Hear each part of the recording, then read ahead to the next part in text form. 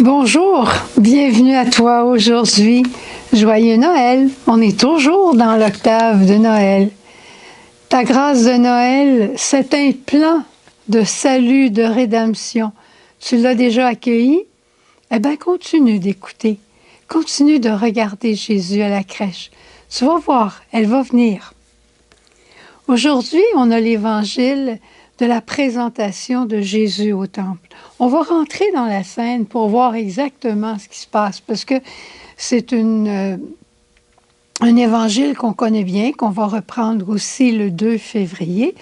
Mais entrons aujourd'hui pour voir qu'est-ce qu'aujourd'hui le Seigneur pourrait vouloir nous dire. À chacun de nous de trouver le personnage avec lequel on va s'identifier. D'abord, on sait que le fait que Marie et Joseph aillent au temple avec l'enfant, c'est un pur geste de foi pure, mais une foi amoureuse. Marie et Joseph se plaisent à obéir. Ils ont une grande joie de montrer leur amour à Dieu en obéissant. Et Marie vient pour la purification 40 jours après la naissance. Mais pensons-y, Marie, c'est l'Immaculée. Elle vient dans l'obéissance pour la purification. Et ensuite, on la voit qui offre son Jésus au Père. C'était pour la consécration de l'enfant. Mais Jésus, il est la consécration, il est le consacré.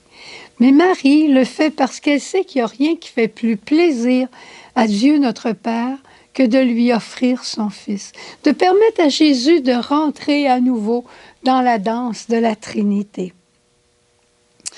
La danse de la Trinité, c'est le mouvement de retour de Jésus vers le Père avec chacun d'entre nous. Chaque fois qu'on vit un moment d'offrande, Jésus, avec Paul, je te présente au Père.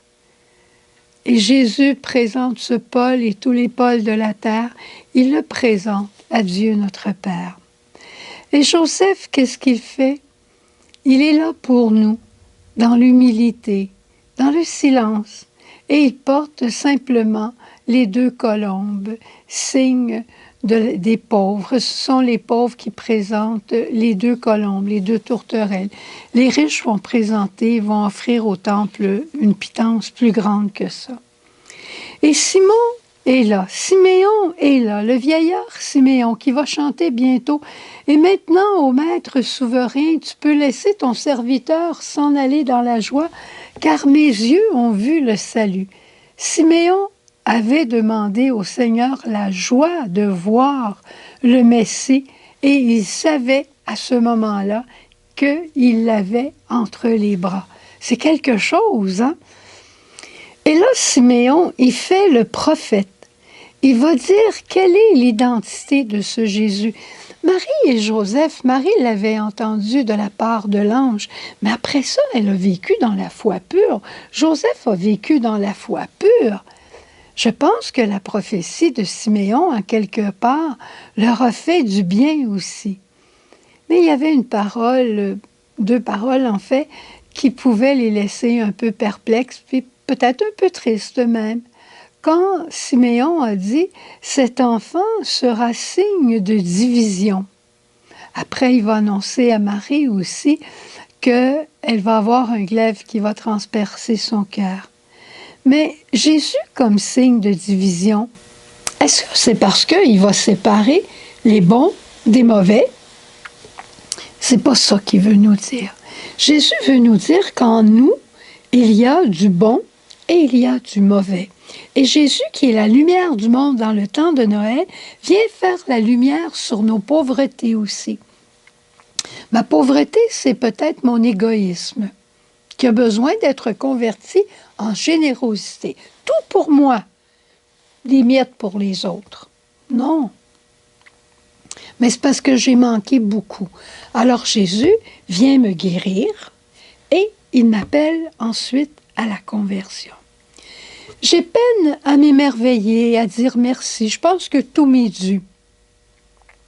C'est peut-être parce que quand j'étais jeune, je m'émerveillais. Je disais toujours merci et on riait de moi. Mais j'ai à me convertir aujourd'hui. Peut-être que le mensonge habite dans le fond de mon cœur et Jésus vient séparer ce qui doit être vrai et ce qui est mensonge. Mais j'ai commencé à mentir parce que quand je disais la vérité, je me faisais frapper. Alors j'ai décidé de ne plus dire la vérité par peur. Jésus vient guérir ces moments-là, mais il vient me dire maintenant, sois vrai. Tu vois, la lumière de Jésus est toujours une lumière de bonté, une lumière qui vient guérir notre pauvre cœur. Alors, rentrons dans ce mystère de la présentation de Jésus. Demandons à Marie et à Joseph de nous présenter, lui aussi, eux aussi, à la Trinité, pour que la lumière se fasse dans notre cœur et que le mal puisse quitter et que le bien et le saint puissent surgir. C'est ça, le joyeux Noël. Un joyeux Noël d'une incarnation et d'une vie nouvelle pour toi comme pour moi. Au revoir. À demain.